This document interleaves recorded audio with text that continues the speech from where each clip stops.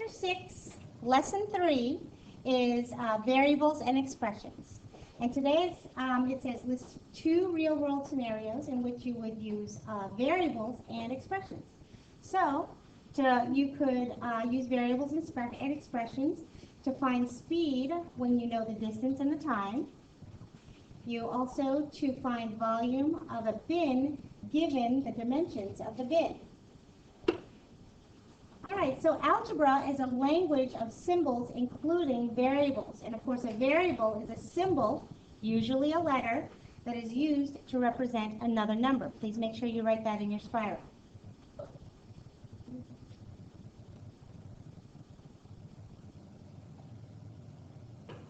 All right, so we're going to evaluate expressions. So here we're going to evaluate one-step expressions.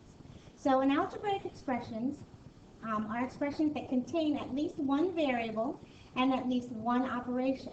For example, here the expression n plus 2 represents the sum of an unknown number and 2. And sum, of course, means plus, right? So this is an example of an algebraic expression.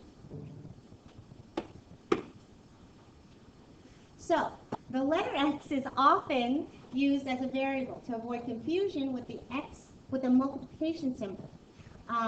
There are other ways to show multiplication. Here we have the dot for multiplication, the parentheses, and when there's no symbol at all and the variable and then the number are pushed up against each other, that also means multiplication, okay? We also have a poster up there, see there, multiplication symbols, okay, in case you forget, okay? All right. So the variables in an expression can be replaced with any number. Once the variables have been replaced, then you can evaluate or find the value of the algebraic expression. So evaluate means to find the value of the expression. Make sure you write that down.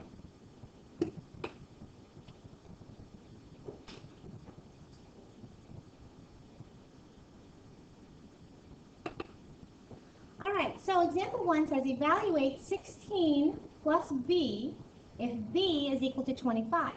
So here, the first step is to rewrite our original expression. Okay, so we're going to write 16 plus b if b equals 25. Then you're going to substitute the value in for b. So wherever there's a b, you're going to write 25. Does everybody see that? So here, 16 plus b becomes 16 plus 25, and then you simplify. For example 2, we have evaluate x minus y if x is equal to 64 and y is equal to 27. So here we have 2 variables, not a big deal, because all we're going to do, once we rewrite our original expression, x minus y, then we're going to take the values for x and y, substitute it in for the letter, substitute it in for the variable, and then simplify. So here, the x minus y becomes 64 minus 27, and then you simplify. All right, for example 3, here we have a fraction. Okay, now we are experts with fractions, right? Okay, so we have 6x, which means 6 times x. So wherever there's an x, we're going to put 1/2. So here, the 6x becomes 6 times 1/2. And before we multiply, what can we do? Simplify. Very good. So when we simplify, let's see, this 2 becomes 1, and that 6 becomes 3. So now we have 3 times 1, which is equal to 3. So in the guided problem, it says evaluate each expression if a is equal to 6, b is equal to 4, and c is equal to 1/3. Okay? So the first expression that we're going to simplify is a plus 8. Once again, you're going to write your original expression. Mine's already written. You guys write it in your spiral. Then we're going to substitute for what a is. What's a equal to? 6. So when we simplify in,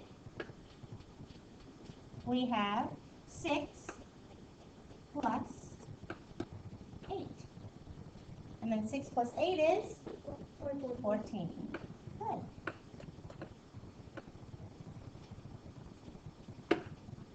For the second example, we have A minus B. So A is 6, B is 4. So we have 6 minus 4. And of course, 6 minus 4 is 2. perfect.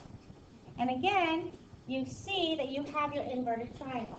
Ever see that? Do I need to write the lines? All right. What does that dot mean? Very good. So here we have A times B. So A is 6 times B is 4. So 6 times 4? 24. Perfect. What does it mean when the variable and the letter and the variable and the number are crunched together? It's multiplication. So this 9C means 9 times C, right? So 9 times what? 1/3. 1/3. Okay. And you can use the dots. You can use the parentheses. We are no longer using the x for multiplication. So we have 9 times 1/3. Right?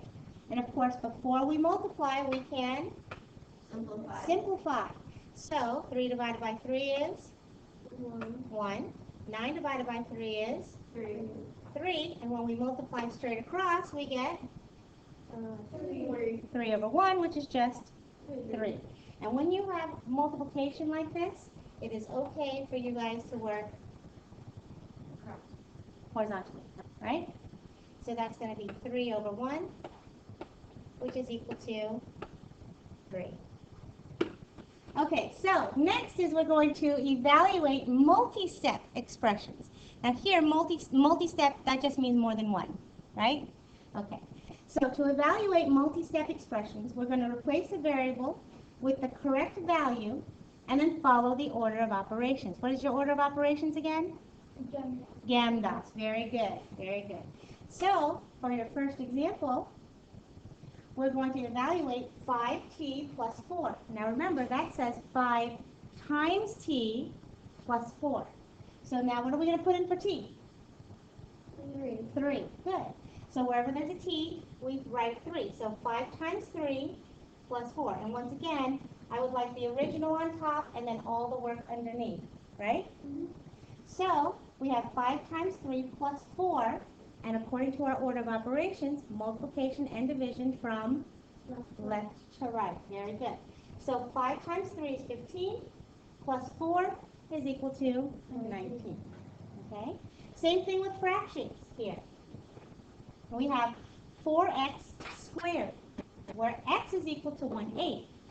So wherever there's an x, we're going to write 1/8.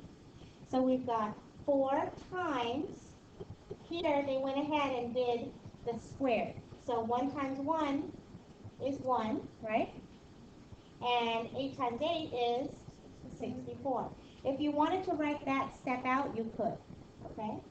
And then we have 1 times 64. Simplify before we multiply. We always like to simplify before we multiply, right? We get 1/16. All right, so for the God problems, we want to evaluate each expression if D is equal to 12 and E is equal to 1/3. Okay? So we have 2D minus 5. So it says 2 times D minus 5. So wherever there's a D, what are we gonna substitute? 12. Very good.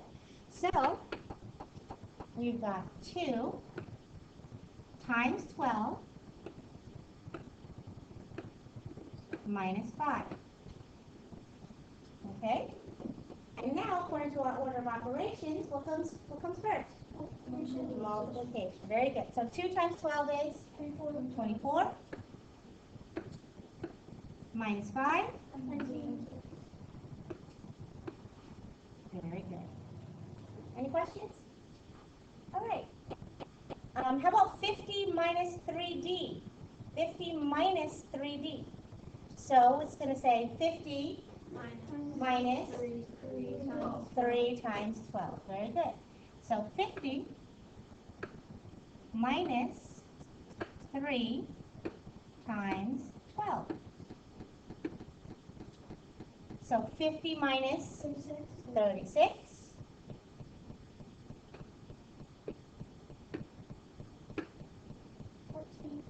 Very good.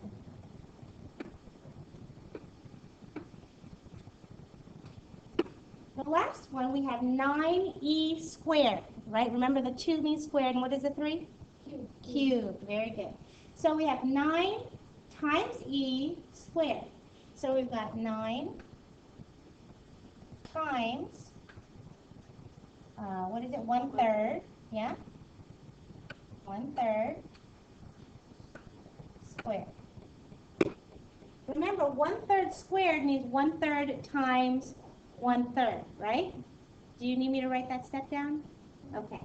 So we have 9 times, let's see, 1/3 times 1/3. Oh, you know what? I'm going to write it up here real quick. I'm just going to write an arrow, 1/3 times 1/3. Okay, just as a little reminder. So 1 times 1 is 1. And 3 times 3 is 9. And before we multiply, we will simplify. Very good. So this becomes 9 divided by 9 is 1. And 9 divided by 9 over there is 1. So 1 times 1 is 1 over 1, which is just 1. And you can go straight to 1. You don't have to write the 1 over 1.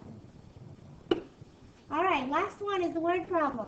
Here we have Khalil is wrapping a gift for his brother's birthday. The box has side links that are 1/2 foot, half a foot. Use the expression 6s squared, where s represents the length of a side, to find the surface area of the box he is wrapping. So write your answer in square feet. So here we have 6s squared. Wherever there is an s, what are we going to substitute in? 1/2. 1/2. Very good. So wherever there is an s, wherever there's an s, we're going to substitute in 1/2. Very good.